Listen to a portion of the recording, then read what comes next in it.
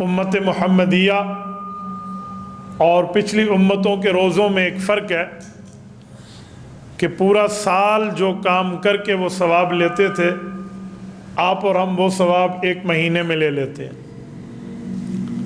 پچھلی امت کے جو روزے تھے وہ ہر اسلامی مہینے کی 13، 14، 15 جسے ہم ایام بیض کہتے ہیں، ان تاریخوں میں ہوتے تھے۔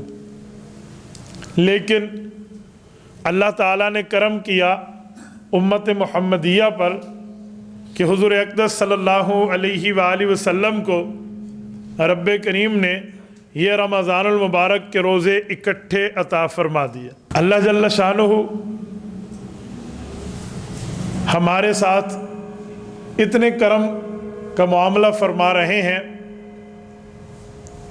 کہ جو ایک مہینے کے روزے ہمیں دیے تو اس کے ساتھ 6 روزے شوال کے بھی دیے۔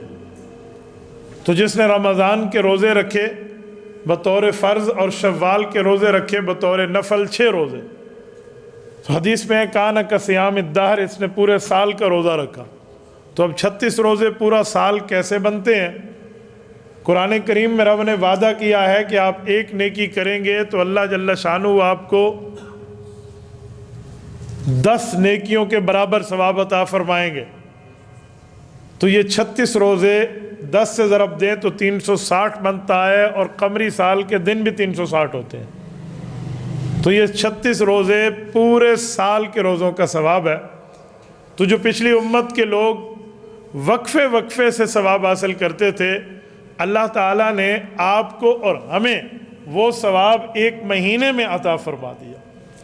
اور میرے دوستو، رب کریم نے آپ کے اور میرے لیے یہاں تک فرما دیا جس کو میں کہوں کہ اس جیسا مقام اور مرتبہ آپ کو اور مجھے دوسروں مہینوں میں نہیں ملتا، وہ نبی پاک صلی اللہ علیہ وآلہ وسلم کی وجہ سے ہے۔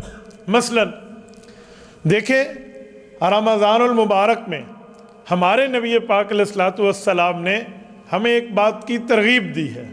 وہ ترغیب یہ ہے کہ اے لوگو، آپ رمضان المبارک یوں گزارو جیسے تمہارا اللہ اور تمہارا نبی چاہتا ہے۔